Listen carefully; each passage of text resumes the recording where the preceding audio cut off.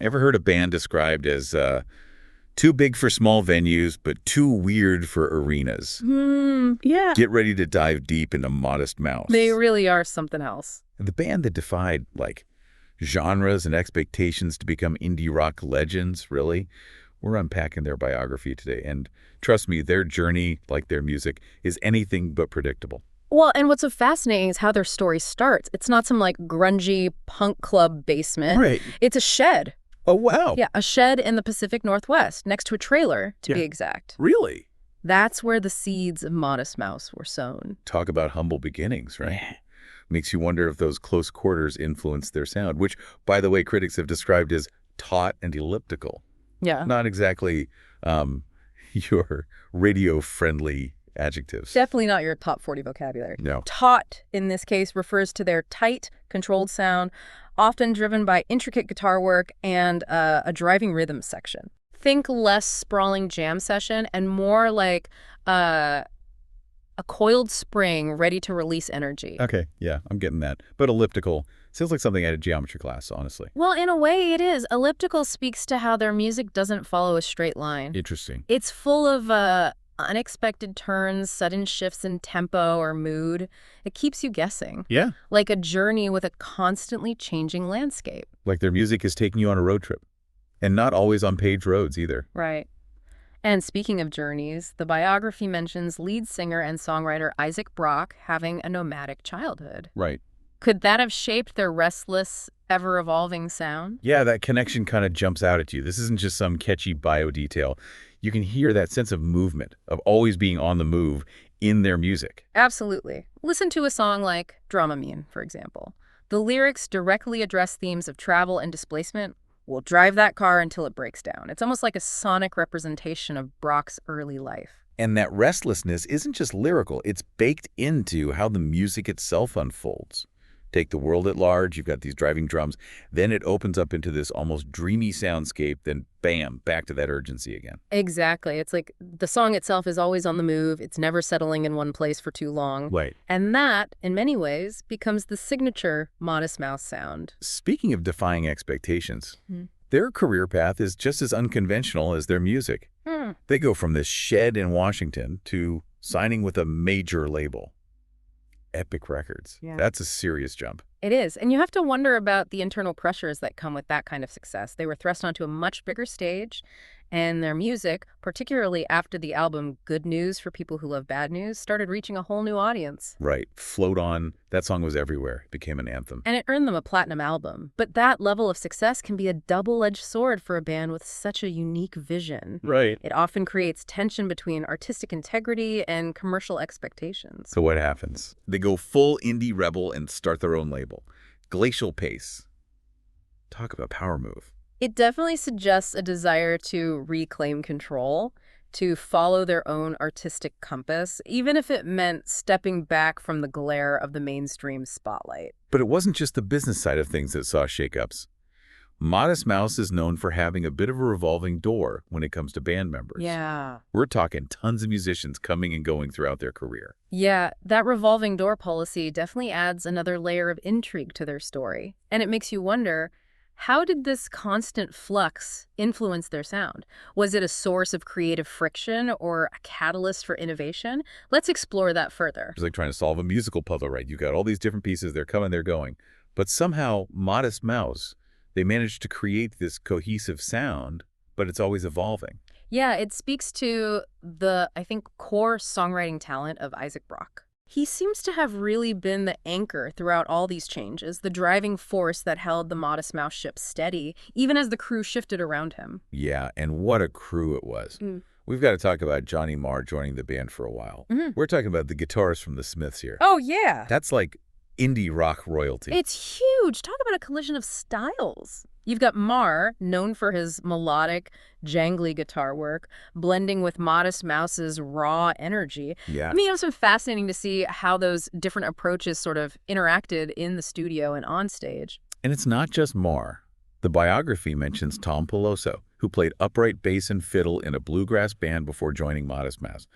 bluegrass to this. That's a wild leap. It really is, but it just goes to show, again, the band's ability to kind of embrace the unexpected, to find common ground even in the most unlikely of places. And think about the sonic possibilities that opens up, the blending of genres, the willingness to experiment. It's like they're throwing all these different musical ingredients into a blender, right? A little indie rock, a dash of punk, a sprinkle of bluegrass, and somehow it creates this totally unique and delicious sonic cocktail. Precisely.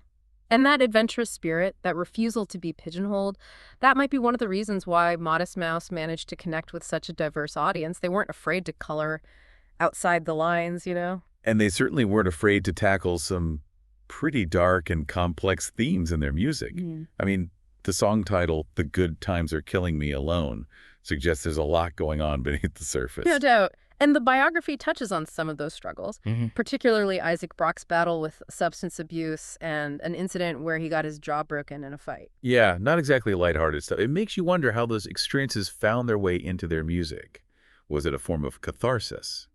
A way of processing those darker emotions? It's certainly possible, and it might help explain why their music resonates so deeply with listeners.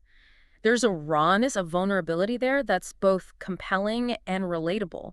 It's like they're not shying away from the difficult stuff, but confronting it head-on through their music. And that brings us to this incredible anecdote from the biography.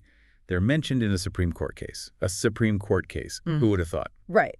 It's not every day your favorite indie band ends up as part of a legal debate about the future of the music industry. Okay, so break it down for me. MGM versus Grokster, online music sharing. Where does Modest Mouse fit in? Basically, Justice Souter, in his written opinion, used Modest Mouse as an example of a band that people were searching for and downloading online. So they were name-dropped in the highest court in the land. Talk about a testament to their reach, their cultural impact. Yeah. It wasn't just music fans and critics who knew their name. Exactly.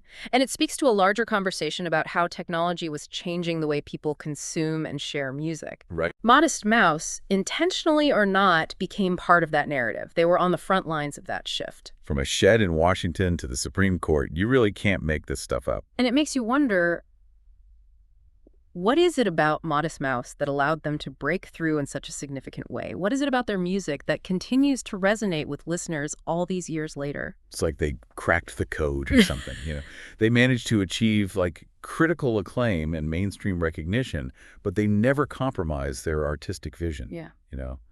And that's a rare feat in the music industry, especially in the often fickle world of indie rock. It really is. It's a tough needle to thread, and I think it goes back to what we were discussing earlier, that that raw honesty in their music, that willingness to explore both the light and dark aspects of, the human experience. Their music isn't always, easy listening. Right. But it's always engaging. It makes you think, it makes you feel, and sometimes it even, makes you laugh out loud. Totally. They have that like quirky sense of humor that kind of peeks through.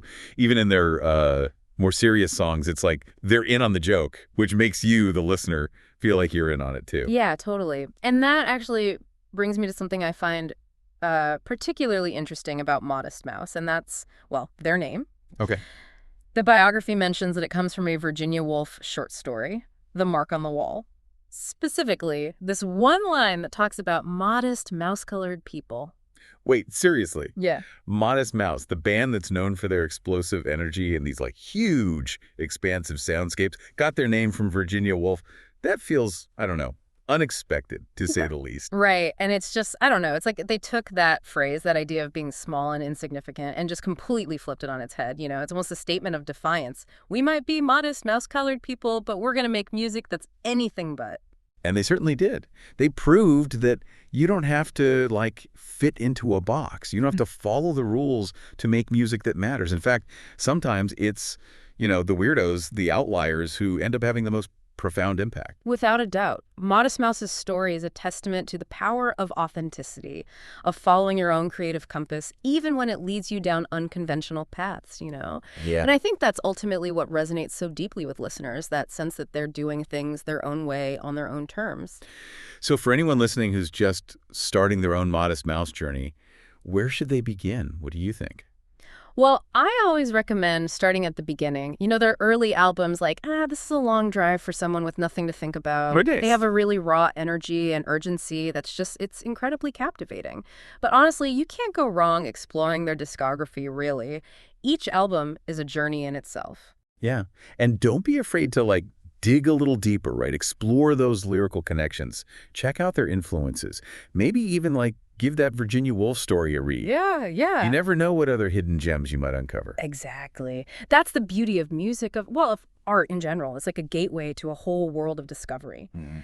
And Modest Mouse, with their unique blend of genres, their literary influences, their just, unconventional career trajectory, they offer a particularly rich and rewarding world to explore. So the next time you're feeling a little, I don't know, lost, a little uncertain, a little too uh, modest mouse-colored, remember Modest Mouse. Remember that it's okay to embrace the weirdness, defy expectations, and make a whole lot of noise along the way. Who knows, you might just end up in the Supreme Court someday.